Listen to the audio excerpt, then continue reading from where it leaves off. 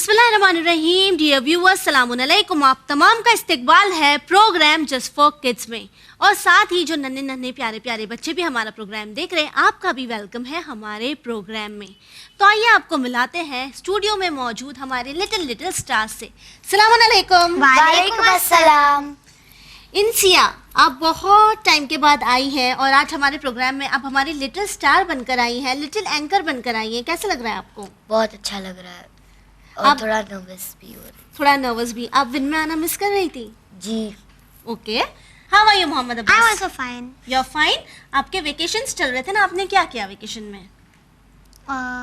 मेरे भाई के साथ खेला। Okay, fine. अच्छा, जैसे कि इंसिया तो अभी न्यू है, फर्स्ट टाइम है इंसिया का, सो इस बार हमारे एपिसोड में स्टोरी आप बोलेंगे? जी sure? Sure. So shall we start? जी।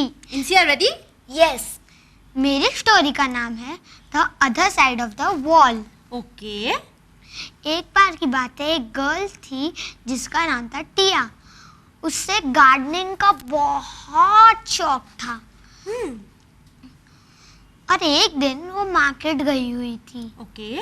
उसने देखा एक आंटी सीड्स बेच रहे हैं।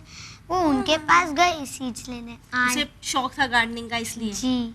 आंट ने कहा ले लो और इसे किसी वॉल के पास ही प्लांट करना। ये वॉल के सपोर्ट से उगता है और इसमें से बहुत ब्यूटीफुल फ्लावर्स आते हैं। टिया बहुत हैप्पी हो गई और उसने वो सीड्स ले लिए और वो घर गई। वो उसे प्लांट करने ही वाली थी कि उसके दीवार के इस साइड वाली एक बूढ़ी आंट ने उसे कहा, hi Tia, how are you? Tia ने कहा, I am nice aunt. Aunty, how are you? Aunty ने कहा, आई एम सो नाइस।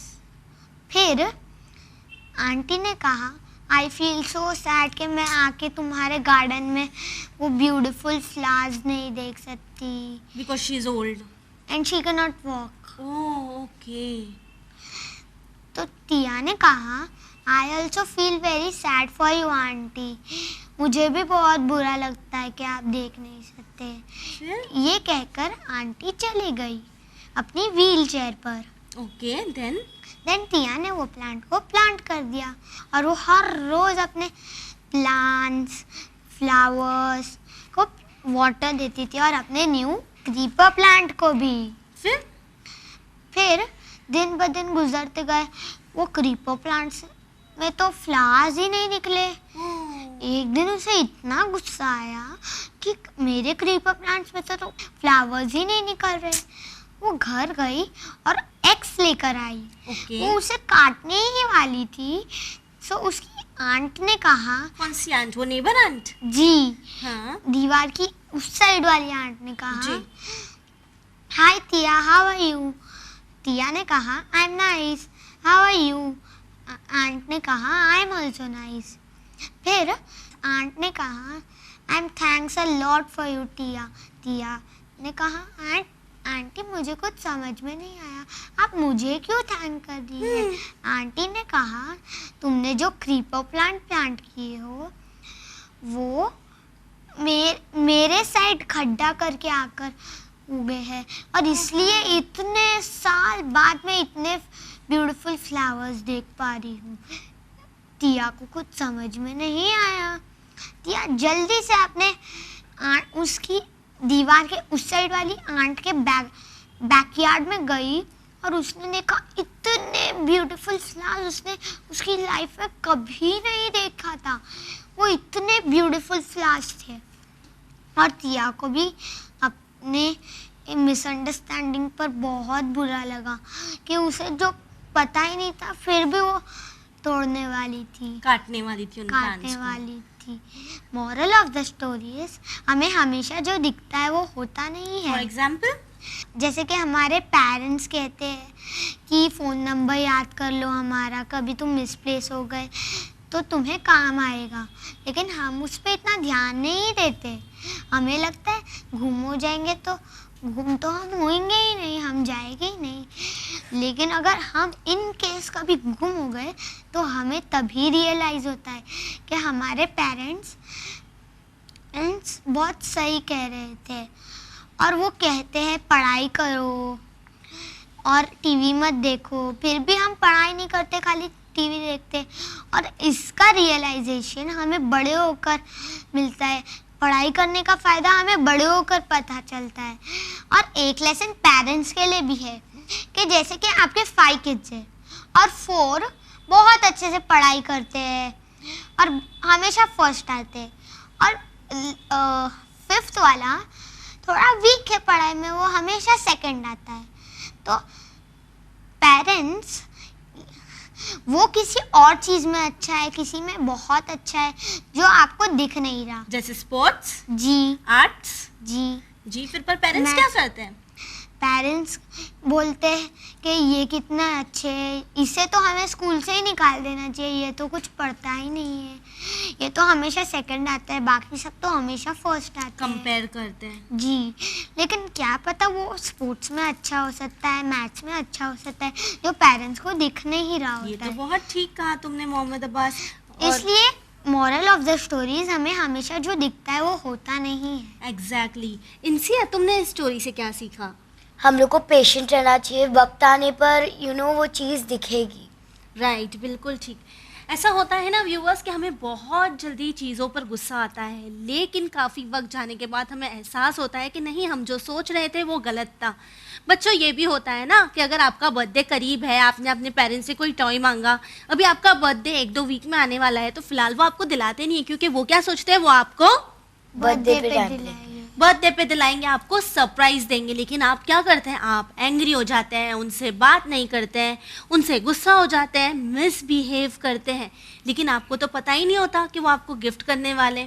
या काफ़ी बार ये भी होता है कि हमारे पेरेंट्स, हम जो हमारे पेरेंट्स से मांग रहे होते हैं, फॉर एग्जाम्पल अभी विंटर्स है, हमें आइसक्रीम खाना है, हम पेरेंट्स से जिद करते कि नहीं मुझे दिला दो, पेरेंट्स हमें नहीं दिलाते। क्यों? क्योंकि अगर हम ठंडी में आइसक्रीम खाएंगे तो हम बीमार हो जाएंगे, हमें कोल्ड हो जाएगा, और हम इस बात को समझ नहीं पाते।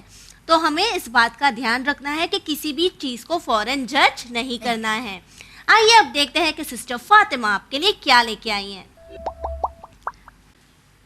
अस्सलाम वालेकुम माय लिटिल व्यूअर्स। इमाम जाफ़र सादिक अलैहिस्सलाम फरमाते हैं कि इल्मे दीन पर ताला लगा हुआ है और उसकी चाबी है सवाल करना। यानी आप सोच सकते हैं कि सवाल करना इज़ सो इम्पॉर्टेंट। हम जब भी सवाल करते हैं यानी हम उसे अनलॉक करते हैं। सारे जो हमारे दीनी क्वेश्चंस होते हैं, हम दीनी नहीं मतलब कोई भी हमारे क्वेश्चंस होते हैं, हम उन्हें क्या करते हैं, हम उन्हें सवाल के ज़रिए अनलॉक करते हैं। और ऐसे ही कुछ सवालात आज हम करेंगे और उनके जवाबात से हम अनलॉक करेंगे आज की नॉलेज जो बीबी ज़हरा सलामुल्लाह अलैहा की शान में है।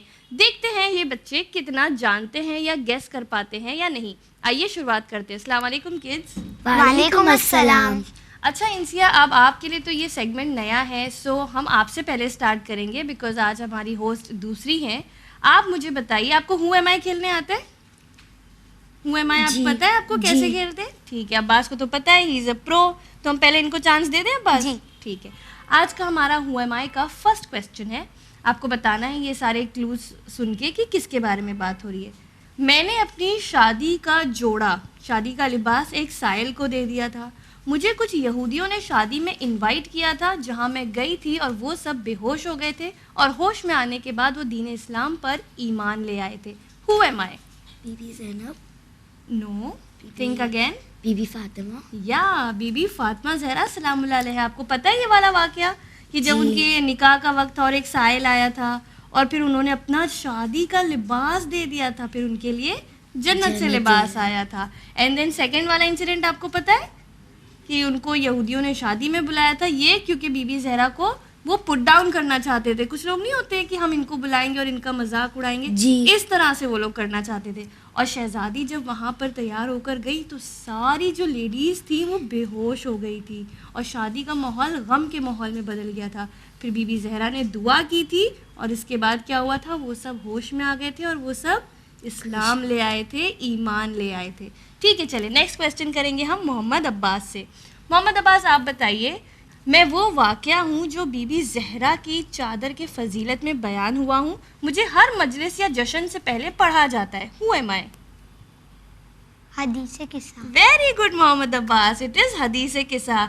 ये बीबी ज़हरा सलामुल्लाह की चादर के किस्सा का मतलब हमने आपको बताया था, राइट? किस्सा यानी चादर, उसकी फजीलत में बयान होता है और फिर पंजतन की फजीलत इसमें हमें बताई जाती है और ये हर मजलिस हो या जश्न हो इससे पहले पढ़ा जाता है। Okay, next question is to you.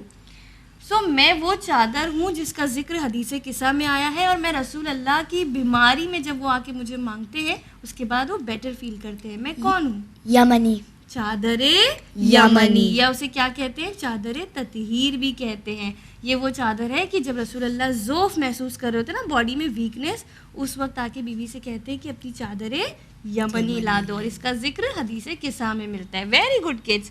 Now moving on to general knowledge. अब जनरल नॉलेज के क्वेश्चंस आपको पता है? जी। आप लोग अच्छे से जवाब देंगे? जी। तो हमें बताइए मोहम्मद अब्बास, ये वाला सवाल हम आपसे पूछना चाह रहे हैं। रेजिन्स आपको पता है? किशमिश, हाँ, ये कौन से फ्रूट से आते हैं?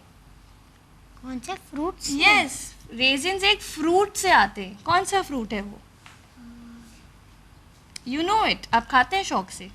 वो पहले बहुत अच्छा प्लम्प होता है, फ्लफी होता है, फिर वो सूख के रेजिन बन जाता है। What is that? मैंने वो खाया हो, मुझे उसका फोटो भी दिख रहा है लेकिन याद नहीं है, उसे बोलते। अच्छा, लेट्स सी, इनसे आप बता पाती हैं? यानी इनसे आप बता सकती हैं रेजिन्स कौन से फ्रूट से आते हैं? यस, जोर से बोलिए। Grapes. Yes, very good Mohammad Abbas. Raisins जो होते हैं वो ग्रेप से आते हैं। जो ग्रेप होते हैं ना, जब वो एकदम सूख के छोटे हो जाते हैं, उनका रस निकल जाता है, तो वो क्या बन जाते हैं? वो रेजिन्स बन जाते हैं। उनका एक प्रोसेस होता है और उसके बाद ग्रेप्स भी हेल्दी हैं और रेजिन्स तो बहुत ही ज़्यादा हेल्दी हैं, राइट? अब आपको याद रहेगा? जी। Okay, next question is to Insiya. इनसे आप बताइए कि वर्ल्ड का लार्जेस्ट ओशन कौन सा है? आपने स्कूल में पढ़ा होगा, है ना?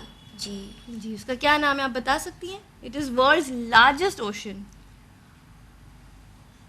सबसे बड़ा समंदर, डेड सी भी कहते हैं हम उसे। Pacific ocean. Yes, very good, it is Pacific Pacific ocean. Ocean। कौन सा ओशन है Mohammad Abbas? Pacific ocean. Pacific ocean. अच्छा, ये सवाल अब आपसे है, ठीक है? Which is that planet which is also called as red planet? यानी उस planet, Mars. Okay, very good. यानी मार्स जो है ये हमारे अर्थ से बहुत नज़दीक है और इसकी जो पूरी सैंड, मिट्टी, पत्थर जो पाए जाते हैं, रेड रॉक्स, ये सब रेड होते हैं और इसीलिए इसको क्या कहा जाता है?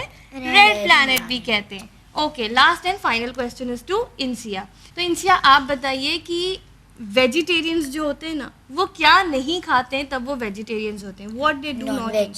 नॉन-वेज क्या? नॉन-वेज मतलब क्या? बिना वेज वाला खाना। But there is something, a word I am looking for, कि वो ये चीज़ नहीं खाते, वो इसीलिए वेजिटेरियन कहलाते हैं। Okay, yes Mohammad Abbas, right, meat. वो वर्ड है मीट। वो मीट नहीं खाते, किसी भी टाइप का मीट नहीं खाते और इसीलिए वो क्या कहलाते हैं? वो वेजिटेरियंस कहलाते हैं। ओके मोहम्मद अब्बास, ठीक है। आज हम करेंगे हमारा अरबिक वर्ड। आपको पता है इंसिया, हम है ना हर बार एपिसोड में एक अरबिक वर्ड सीखते हैं और वो वर्ड हम याद रखते हैं। मोहम्मद अब्बास, आप बता सकते हैं लास्ट टाइम हमने कौन सा वर्ड सीखा था? किस्सा। Okay, an lady. निसा। निसा। किस्सा और निसा। किस्सा यानी था चादर, एन नूर। वो एन था, एन यानी आइस। तो आज भी हम एक ऐसा ही वर्ड सीखेंगे। आज का हमारा वर्ड है हुब। आपको पता है हुब क्या होता है? Hub is love. अरबिक में हुब को कहते हैं लव। लव। यानी जब हम ऐसे किसी को बोलना चाहते हैं आई लव यू, तो हम कहते हैं अना अहिब्बुका, यानी आई लव यू। आप जाके अपनी मम्मी को बोलिए, मम्मी बोलेंगे अरे ये लड़की तो अरबिक बोल रही है। तो हुब यानी देखिए हम क्या बोलते हैं? मोहिब। मोहिब किससे बना है? हुब से बनाए, है ना? हम क्या है? मुहिब्बान अहले बैत हैं, यानी हम अहले बैत अलैहिस्सलाम प्यार के करते हैं। या मोहिब हैं, हम उनसे मोहब्बत करने वाले लोगों में से हैं। तो मोहब्बत वर्ड भी, मोहिब, ये सब किससे बना है?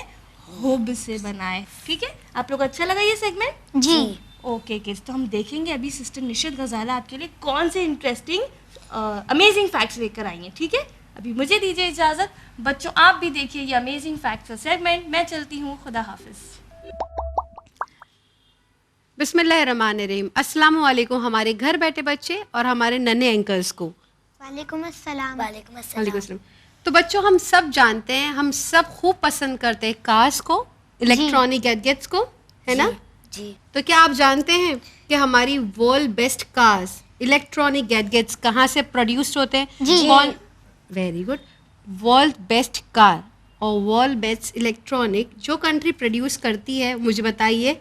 German. Germany. Germany. Very good. Germany जो है one of the best producer of cars, trucks and electronic gadgets है। हम आज बात करेंगे बच्चों जर्मनी के बारे में, जानेंगे जर्मनी के कुछ अमेजिंग फैक्ट्स। तो चलिए स्टार्ट करते हैं जर्मनी के फैक्ट्स को। क्या आप जानते हैं मोहम्मद अब्बास जर्मनी कैसे बना? 2 पार्ट्स को ज्वाइंट कर कर। Not 2 parts. Let me tell you. Earlier, Germany was made up of small states, whole small state, and that was ruled by dukes and kings.